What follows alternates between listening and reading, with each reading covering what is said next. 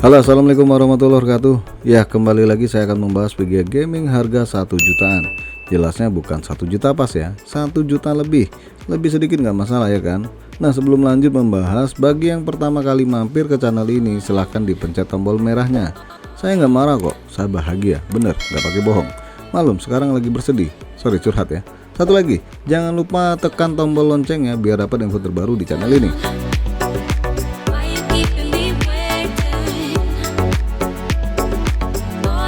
VGA di rentang harga segini merupakan VGA favorit.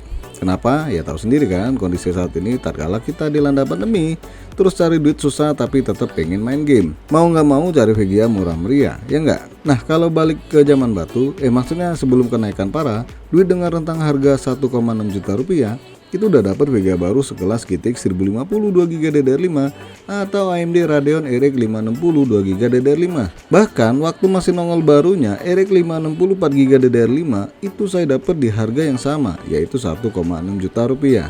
Tapi itu dulu ya, lupakan masa lalu, kita harus siap masa depan dengan harga yang mahal. Ngomong apa ini? Oke, nggak pakai lama, berikut daftar VGA card baru dengan rentang harga 1 jutaan. Paling mahal di kisaran 1,5 juta dan yang termurah di kisaran 1,2 juta. Harga di sini nggak mengikat ya, kalau dapat lebih murah bagus, kalau lebih mahal ya risiko lu, ya nggak?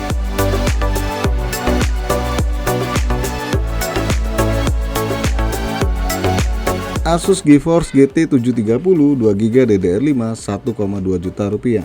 VGA seri ini sebenarnya udah cukup berumur, keluar pada pertengahan tahun 2014 yang lalu. Dan harusnya posisi VGA ini udah digantikan oleh Nvidia GT 1030. Tetapi lagi-lagi karena kelangkaan VGA, seri ini nongol lagi barunya dengan harga yang lebih berani, lebih mahal maksudnya. GT 730 2GB DDR5 merupakan kelas atas tipe ini karena tipe di bawahnya masih pakai DDR3. Walaupun hanya 64 bit, tetapi karena penggunaan memori yang lebih kencang yaitu DDR5, VGA ini masih bisa diandalkan buat gaming. Cuma lebih disarankan bermain game di resolusi 720p. Karena memang sejatinya VGA ini ditujukan untuk kelas entry level ya. VGA Asus GT 730 2GB DDR5 ini sendiri menggunakan passive cooling yang berarti nggak pakai kipas. Tetapi kekurangannya suhu kurang terjaga. Saran saya baiknya kalian tambahkan kipas lagi biar VGA lebih awet. Dan lagi jangan berharap performa tinggi buat gaming untuk GT 730. Ada harga, ada rupa. Mau kenceng kalian harus korban. Ya kayak dapat cewek cantik, mesti korban perasaan.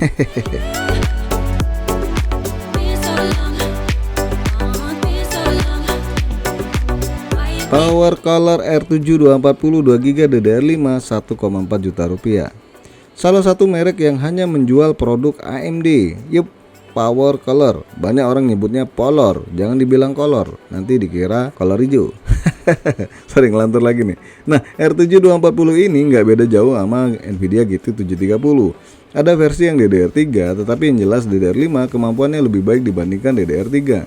Cuman yang bikin saya kaget, R7 240 ini hanya 64 bit. Setahu saya dulu R7 240 itu udah 128 bit. Tapi ya udahlah ya, mungkin saya kurang update tipe ini.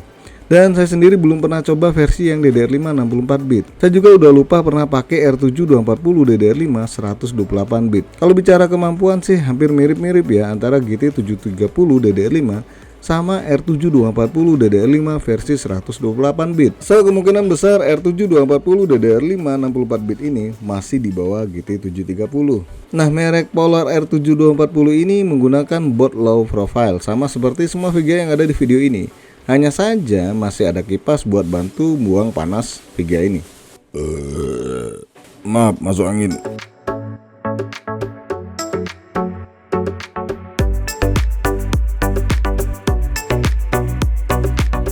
PNY GeForce GT 1030 2GB DDR4 1,5 juta rupiah. Makin sini harganya makin naik, ya kayak BBM. Namun diimbangi kenaikan performa. Yup, GT 1030 merupakan VGA low budget yang cukup bisa diandelin buat main game di resolusi 1080p sekalipun. Tapi ingat ya, nggak semua game nyaman di resolusi segitu. Dan itu pun juga kalian menyesuaikan settingan gamenya biar dapat yang lancar. Cuma masalahnya GT 1030 versi DDR4 ini kemampuannya masih jauh di bawah GT 1030 versi DDR5. Saya memang belum pernah uji coba game di GT 1030 DDR4 ini. Tetapi dari banyak reviewer di luar sana, cukup kecewa dengan kemampuan GT 1030 DDR4. Dan lucunya, harga GT 1030 DDR4 ini tergolong mahal. Ya mahal, karena kalian bisa dapat GT 1030 DDR5 dengan rentang harga yang sama. Masih niat beli GT 1030 DDR4?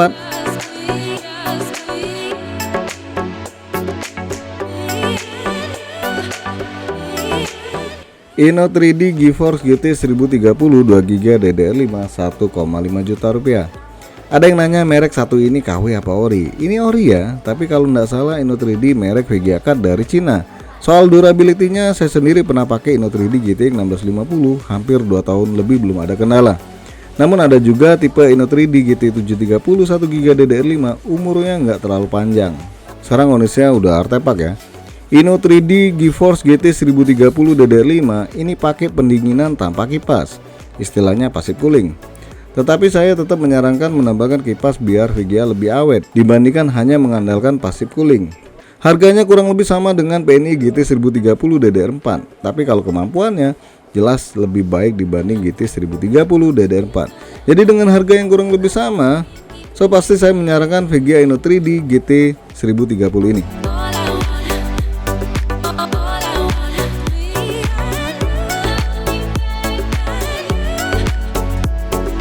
Nah, di antara 4 VGA di video ini, manakah yang paling layak beli? Ayo, jelas ya. GT 1030 2GB DDR5 adalah pilihan yang paling baik di antara 4 VGA di video ini. Irit daya dan harganya masih terjangkau, membuat Nvidia GT 1030 2GB DDR5 VGA gaming murah di harga 1 jutaan. Tetapi kalau sekiranya kalian merasa terlalu mahal, mau nggak mau pilihan low budget adalah GT 730 2GB DDR5. Ya, sampai di sini aja dulu bahasan VGA gaming murah harga 1 jutaan.